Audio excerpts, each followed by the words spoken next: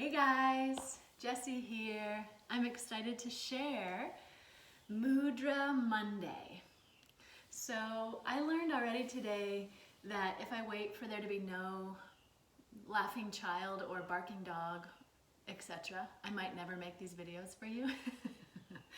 So I'm gonna just go ahead and say that's part of life and part of meditation, and my goal is to keep in touch with you through this pandemic and not to be a professional YouTuber. So, blanket apology, it's not an apology, disclaimer that might happen.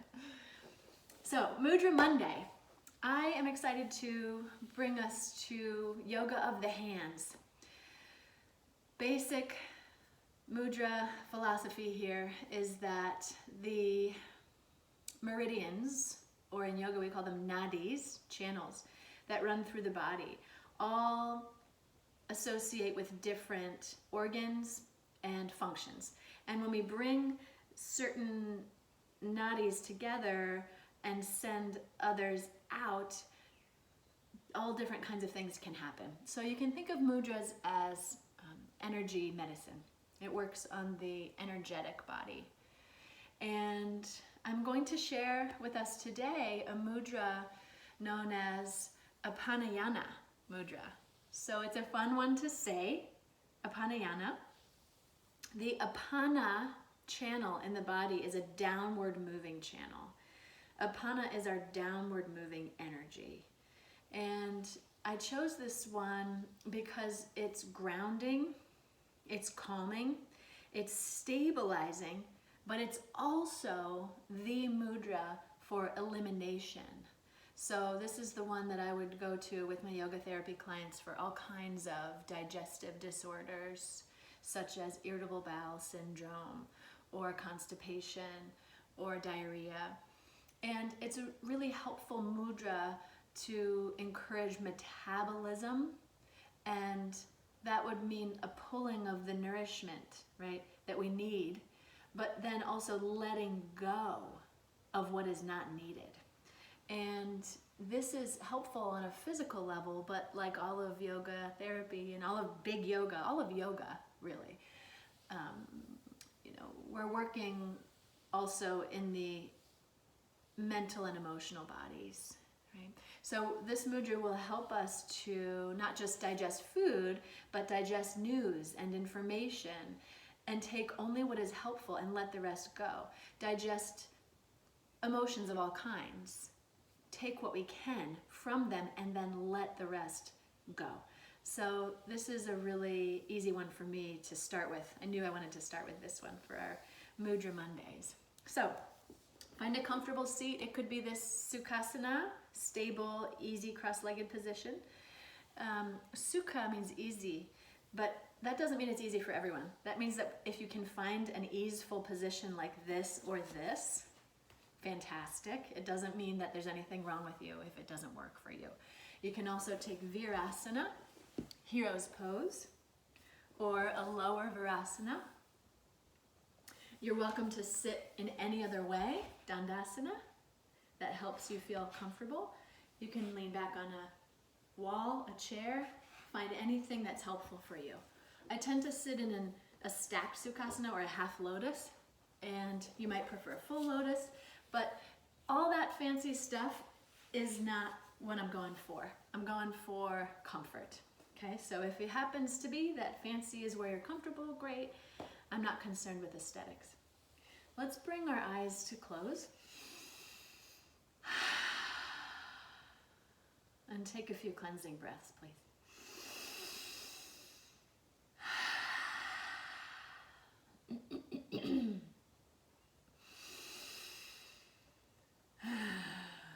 So the clearing of the throat, the moaning, the opening of the mouth wide, the jaw hinging open, the tongue coming out, whatever's helpful to get you to arrive at this place. And then to find Apana Mudra, you can peek the eyes open if you need to, or you can try to test your listening skills and see if you can create the mudra piece by piece once without looking and then look at the end, your call. We will extend the pinkies straight out and bring your palms to face the sky.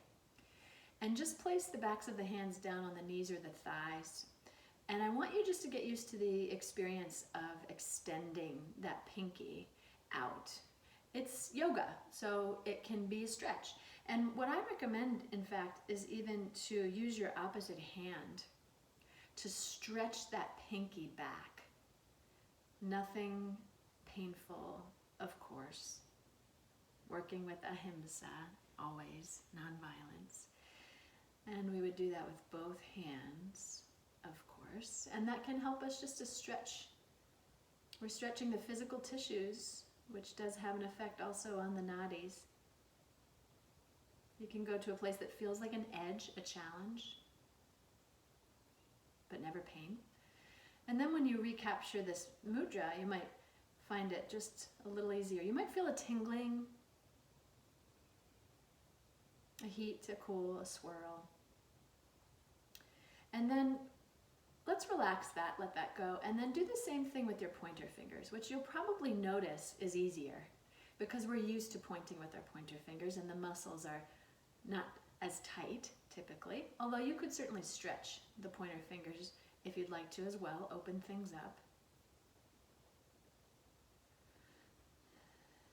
And then we'll do both at the same time. So the pinkies are extended and the pointer fingers are extended. You might notice that the thumb naturally rests on top of the fingernails to kind of pin down those middle fingers and ring fingers. And if that's necessary, certainly keep that. The traditional way, I'd like you to try as well, is to actually bring the thumbs underneath. And so it's actually more like the two middle fingers are pressing down on the thumbnails. Not quite pinning it down, nothing too forceful, but there's some contact to be sure. And then we extend. We really do, make it relatively active.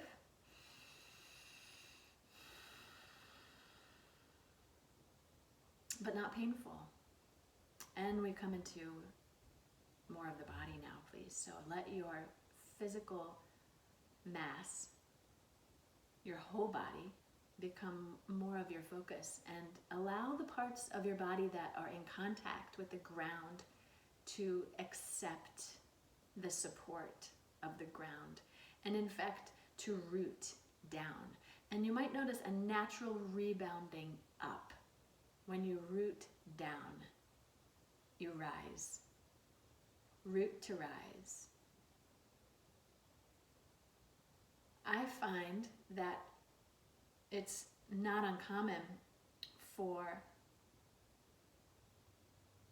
a body to also find benefit from coming into the back body, meaning you might just ever so slightly lean back. It might just be bringing the skull back on top of the pedestal of the spine. It might be that your whole body was hunched forward a little bit. This tends to be our future anticipation, right? Our moving forward. It can also be our protection of the heart, curling the shoulders around. Try to just feel your back body. Feel your spine. Feel your strength. Huge shift just from that. Really helpful tip for all of us, for every day, for all the time, right? Bringing us back into balance in between the front body and back body, which is the present moment. Bringing us into the strength of our backbone, not to protect the heart and fear. Strong back, soft heart, as Brene Brown likes to say. I love that. And then I'd like for you to start to breathe a little differently. Start to notice that the body is breathing. Allow yourself to deepen the breath, perhaps. And I'd like for you to start to bring the inhale lower. Not the nose, not the chest, but the ribs, the low ribs, maybe the belly. Yes, this can feel awkward. Remember to stay in the back body, because the more you lean back, the more you can push forward, and there's a little bit of balance there from back to front. And we're starting to work with the organs of digestion, the body making more space for the stomach in particular as that diaphragm moves. So the inhales are starting to expand the belly more. And then from here, can you add a softening of the belly on the exhale and a relaxation? So we're playing with a little bit of dichotomy, right? Big belly on the inhale, softening on the exhale. Nothing so crazy opposite that you see huge movement in the body, but certainly you're feeling the difference between these inflating inhales and softening exhales, softening down, letting go, right?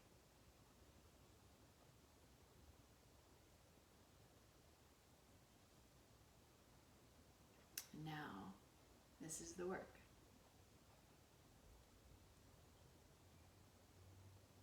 You could certainly remember this mudra throughout the week, remember this way of breathing throughout the week, drop into it. I strongly encourage that. But for today, I'm going to also add, I'm also going to add a meditation. And today will be a visualization. So what I'd like for you to do is just keep this work exactly as it is as you let my words create imagery for you. We will be laying the foundation of the rest of this week and how this week will go. Maybe the rest of this month and how this month will go. Maybe this season, this spring.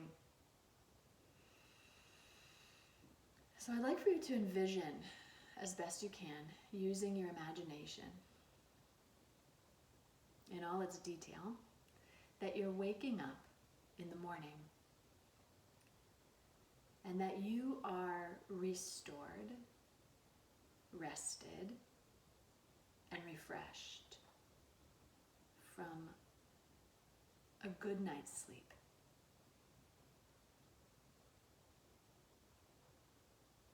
I'd like for you to imagine the calm that you feel when you first open your eyes and your ability, your decision, your practice to keep that calm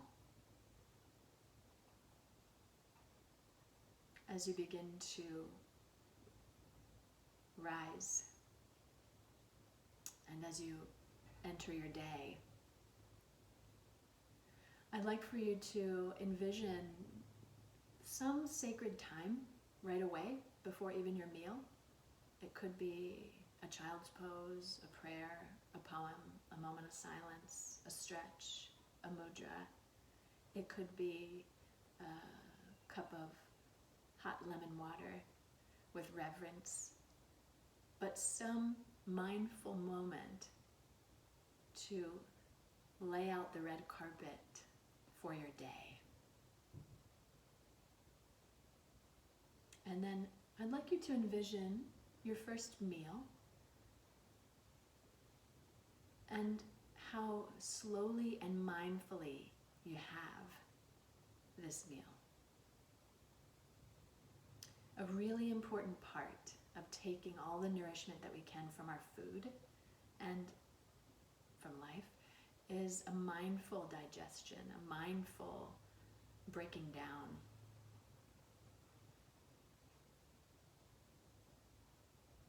You might make meals more mindful during this period of time, noting the texture, the colors.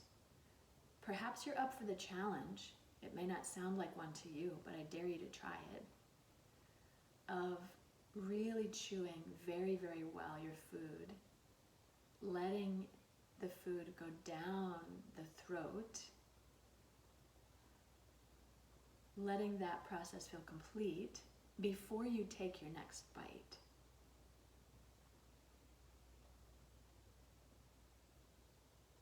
Really present during mealtime. And then I'd like for you to envision that there's some period of, if not rest, then at least stillness, perhaps working stillness, so that you can let your food digest without stress, without stress. So something peaceful. And then I'd like for you to envision that the grain chi, the prana, the energy from the food, is moving so much more easily throughout the whole body. And you might even envision that chi as a light or a color or a glow. And I'd like for you to envision that slowly, slowly, that light moves all the way to every cell, to all of the body, to fingertips to toes, to all of the organs in between, to the fluids and the earthy elements in the body, the hard and the soft, more easily than ever, so that you have more energy and you can choose how to use that energy mindfully. You can imagine yourself working with energy, playing with energy. You can imagine your midday meal, any of your typical routines,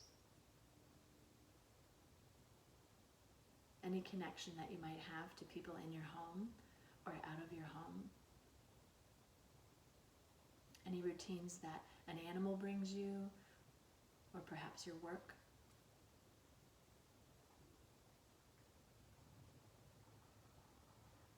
Again, a mindful evening meal. And I'd like to add here that this day has also involved lots and lots of water. Cold, room temperature, warm, hot, or all of the above. Perhaps with different flavors added at times to keep you drinking, especially during this time. And then I'd like for you to envision keeping your mudra strong, keeping your body upright and breathing fully, as though you're breathing with your digestive organs. That the day's slowly coming to a close, that perhaps lights are coming low, that there's a liminal period between active and sleep, this in-between, these rituals that you've created, whatever they involve.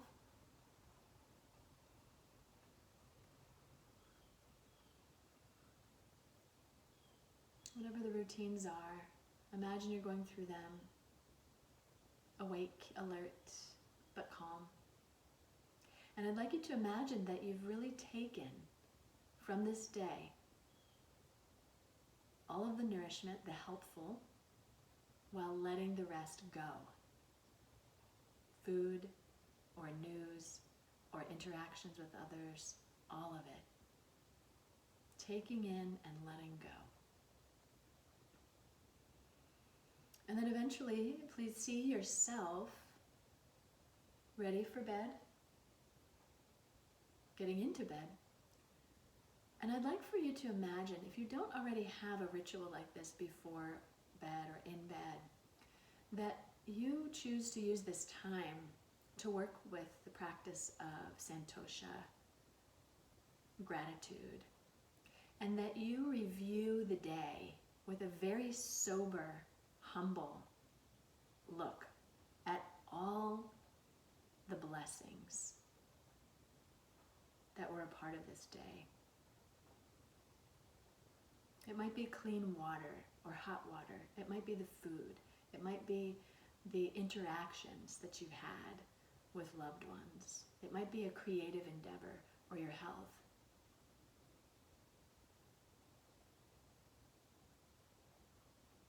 Every single blessing, ideally, noted. One of the benefits of a crisis is that it can really wake up the part of us that's been taking so much as granted, as given, taking so much for granted.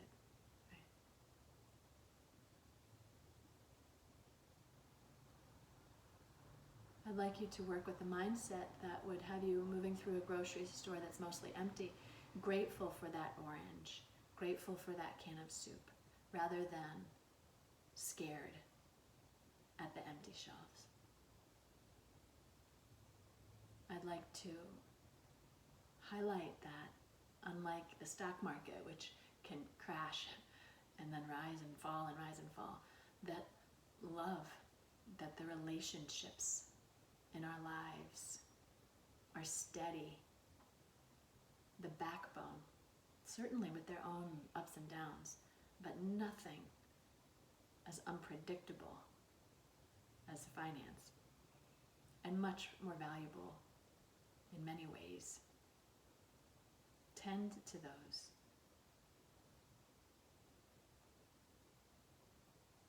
Finding this time of gratitude will help you to digest, to assimilate, to take the good, to let go of the rest. And then I'd like for you to envision yourself falling easily from that space of gratitude into sleep, and taking that kind of ethos with you into your dream space, rather than laying in rumination or planning or worry. Let this Santosha practice slowly drift you into sleep seamlessly, so that you rest deeply, so that you rest well. Let the brain do its thing and the body do its thing while you're sleeping, so that you can then start the next day refreshed, restored, renewed. Let's take just a few breaths now. Big, deep belly breaths.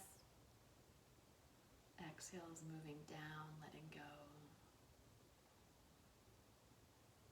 And then keeping the eyes closed, I'd like for you to let the mudra go.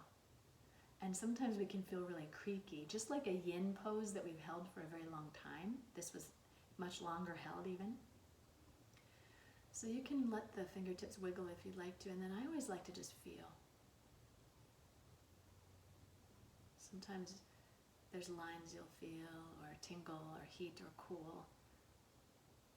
As you work with mudras more, your energy, body awareness will increase. You'll feel all kinds of things, I assure you.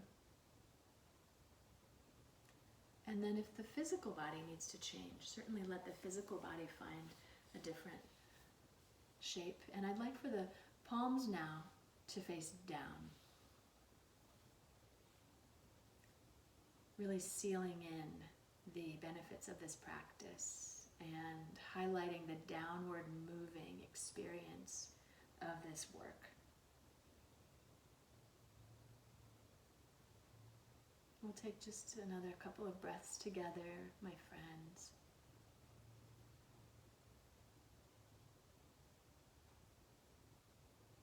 And then what I'd like for you to do is keep the eyes closed as you draw the hands to the heart center for another mudra, Anjali Mudra, or prayer or namaste posture. Let the head come up and over and down. Surrender the head. You might even let the fingertips touch the chin or the nose.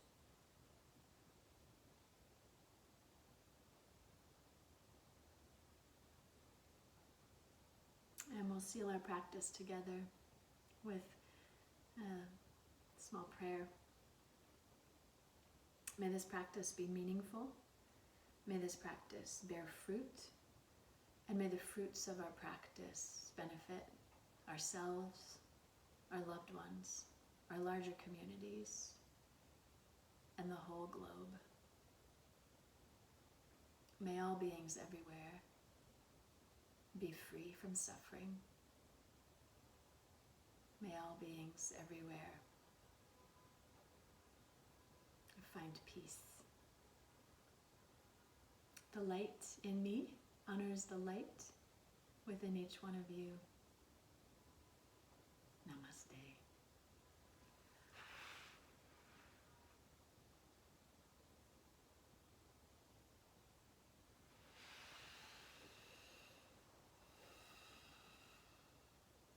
Thank you so much, and I encourage you to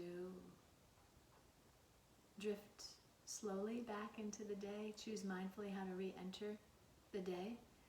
You might let the eyes stay closed and then open and closed and open for some time, or sit quietly, or find Shavasana, so that you can take the fruits of this practice with you. I look forward to seeing you again soon.